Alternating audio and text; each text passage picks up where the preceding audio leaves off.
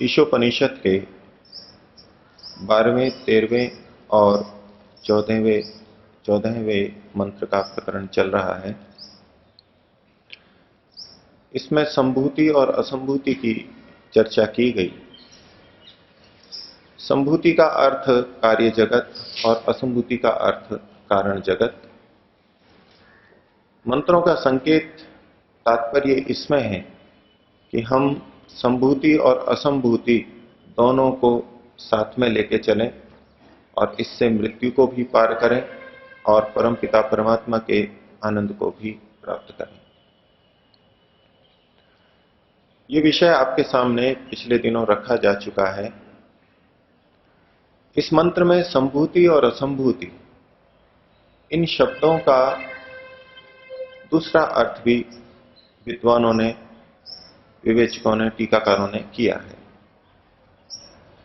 उस अर्थ के अनुसार इन मंत्रों को हम कुछ और भिन्न ढंग से देख सकते हैं।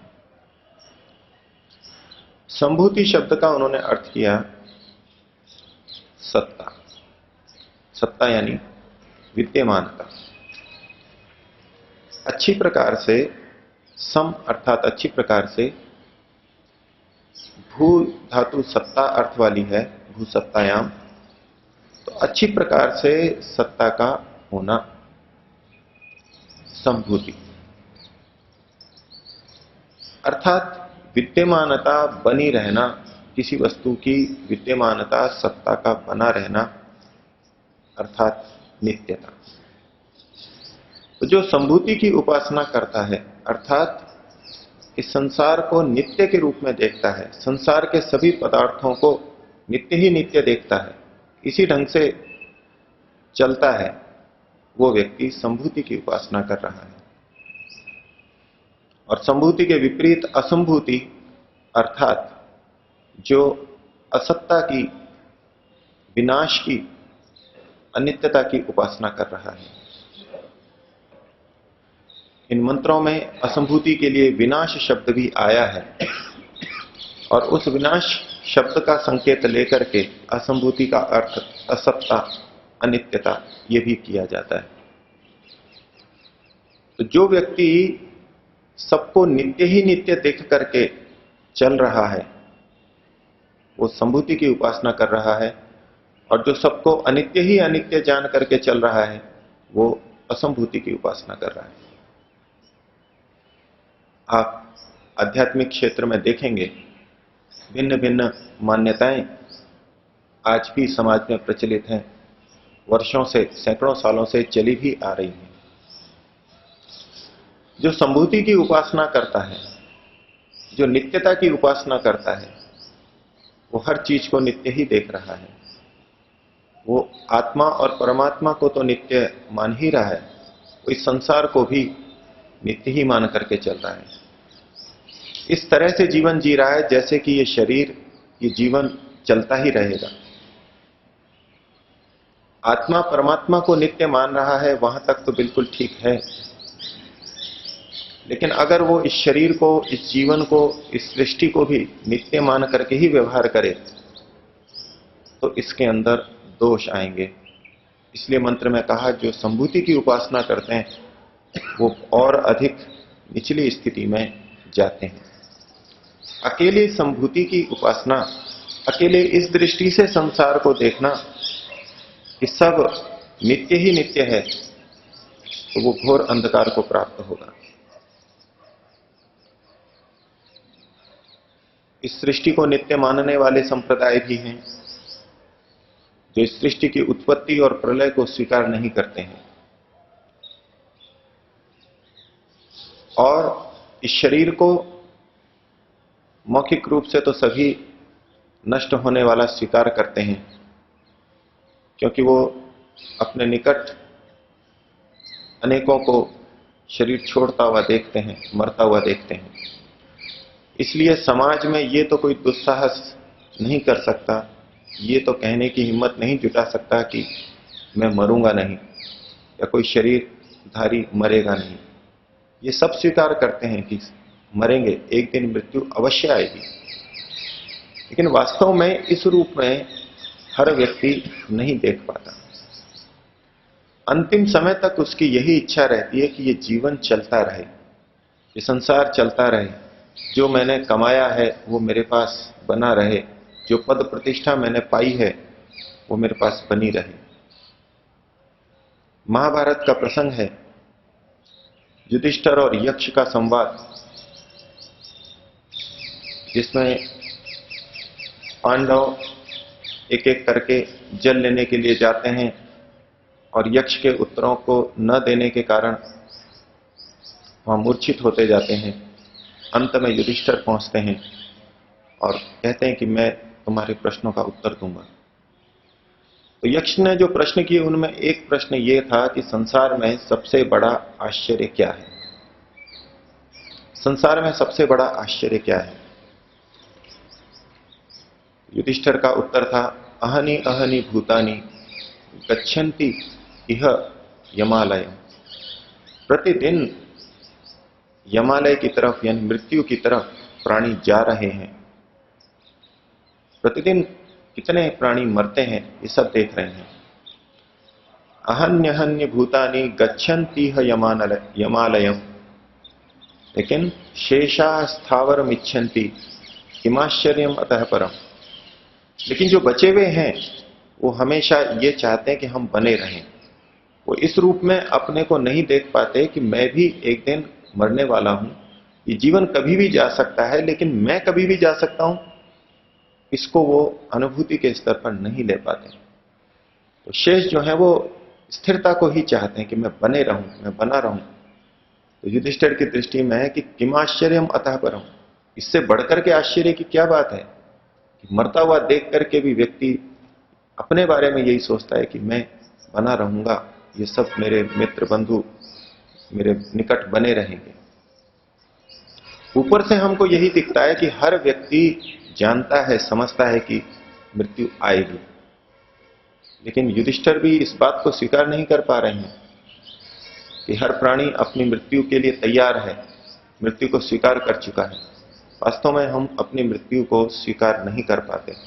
हम भी अपने को नित्य की तरह से चाहते हैं, नित्य की तरह से बर्ताव करते हैं, नित्य की तरह से कमाते हैं, नित्य की तरह से धन संपत्ति जोड़ते हैं। योग दर्शन व्यास भाष्य में भी आया कि ये सबकी इच्छा रहती है। माना भुवम, ऐसा कभी नहीं हो कि मैं नहीं रहूं। भूयासम इति, मैं सदा बना रहूं। ये वासनाओं का आधार माना गया। ये जो आत्माशी है, आत्मा की इच्छा है, वहां प्रसंग वासनाओं का चल रहा है, संस्कारों का चल रहा है कि ये कैसे बनती हैं और क्यों बनी रहती हैं, इनकी निरंतरता कैसे है। उन्होंने कहा तेषाम अनादित्वम आशीषो नित्यत्वात्, इन वासनाओं की अनादिता है, प्रवाह से ये अनादि हैं, चलती रहेंगी, नष्ट होंगी, चलती रहेंगी। आखिर ये समाप्त क्यों नहीं हो जाती? तो कहा क्योंकि आशीषो नित्यत्वात्, ये जो जीने की आशा है, बने रहने की आशा है, ये आत्मा की, हर प्राणी की बनी रहती है और इसके कारण से वासनाएं और संस्कार भी चलते रहते हैं। अर्थात ये इतनी व्यापक मान्यता है, प्राणी प्राणी में विद्यमान है। तो जो संभूति की उपासना कर रहा है, सबको नित्य देख रहा है, आत्मा परमात्मा को तो नित्य देख रहा है, वो अच्छी बात है, लेकिन वो इस संसार को, इस शरीर को, अपनी धन संपत्ति को, अपनी पद प्रतिष्ठा को भी नित्य के रूप में देख रहा है, तो ऐसा व्यक्ति और अधिक निम्न स्थिति को प्राप्त होता है।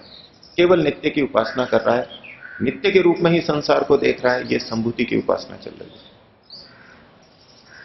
और इसके विपरीत असंभूति की उपासना अर्थात अनित्य की उपासना, वो हर चीज को अनित्य देख रहा है।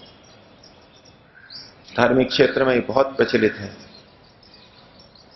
ये सारा संसार क्षण भंगुर है, नष्ट हो जाएगा, ये शरीर भी नाशवान है, घर धन संपत्ति भी नाशवान है। संभूति के विपरीत एक असंभूति की धारा भी चल रही है और बड़े व्यापक रूप से चलती है। जो चीज नाशवान है उनको तो वो नाशवान मानते ही हैं, वो आत्मा परमात्मा को भी नाशवान मान लेते हैं। हर चीज क्षणिक है, हर चीज नाशवान है, विनाशी है, ये मान्यता भी आज भी प्रचलित है। ये केवल असंभूति को दृष्टि में रख के चल रहे हैं। हर चीज अनित्य है। आध्यात्मिक क्षेत्र में, धार्मिक क्षेत्र में ये बहुत बातें चलती हैं। क्यों इस शरीर को इतना सजा संवार रहे हो, क्यों इस शरीर को इतना अच्छा कर रहे हो, एक दिन ये मिट्टी में मिलेगा। क्यों इतने बड़े बड़े ऊंचे भवन बना रहे हो, इतनी चमक तमक पैदा कर रहे हो, क्यों इतनी रोशनियां कर रहे हो, ये सब एक दिन समाप्त हो जाने वाला है। और इस भावना को उभार करके वैराग्य की बात पैदा की जाती है। व्यक्ति भोगों से निवृत्त हो, संयम में आए, ये सब किया जाता है और एक सीमा तक ठीक भी है। लेकिन अगर कोई इसी असंभूति की उपासना में सीमा से अधिक चला जाए, केवल इसी पक्ष को ले ले, तो उसकी दृष्टि में तो फिर आत्मा भी अनित्य है। तो इस शरीर के नष्ट होने के बाद में फिर कुछ और बचेगा ही नहीं, आत्मा भी नष्ट हो गई। तो जिसने इस जन्म में कर्म किए हैं उसको भोगने वाला भी कोई बाद में नहीं बचेगा। और ऐसा मानने वाला तो अंत तक जो चाहेगा वो करेगा। शरीर नष्ट हो गया तो सब कुछ नष्ट हो गया। यावत जीवेत सुखम जीवेत, ऋणम कृत्वा घृतम पिबेत, भस्मीभूतस्य देहस्य पुनरागमनम कुतः। ये मान्यताएं प्रचलित रही हैं। जो चाहे जैसे चाहे कमाओ खाओ, और ये शरीर नष्ट हो जाएगा, फिर किसने किसका देखा है, किसने किसका लिया, किसने किसका देना, सब समाप्त हो जाएगा। जो लेना है लेकर के भोग लो, सुख ले लो। ये असंभूति की उपासना की अति में जा रहे हैं। सबको अनित्य देख रहे हैं, आत्मा को भी स्वीकार नहीं कर रहे, फलतः पुनर्जन्म को भी स्वीकार नहीं कर रहे, फलतः कर्मफल व्यवस्था को भी वो स्वीकार नहीं कर रहे। तो ये जो नाशवान ही देखते हैं, एक वर्ग वो है इसके अंदर जो भोगों में रत हो जाएगा। संसार के भोगों को जब तक है तब तक तो वो मान रहा है ये हैं और अच्छी तरह इनको भोगने का प्रयास करेगा। लेकिन एक इसका दूसरा विपरीत पक्ष भी है जो हर चीज को क्षणिक देख रहा है। वो इन सामान्य चीजों की भी रक्षा नहीं करेगा। मकान यदि थोड़ा जीर्ण शीर्ण हो रहा है, थोड़े दिन देखभाल न की जाए तो टूट जाएगा। कोई कहे कि भाई इसको संभालो, इसको थोड़ी मरम्मत कराओ, तो कहेगा क्या मरम्मत करानी है, ये सब तो नाशवान है, एक दिन तो नष्ट होने ही वाला है।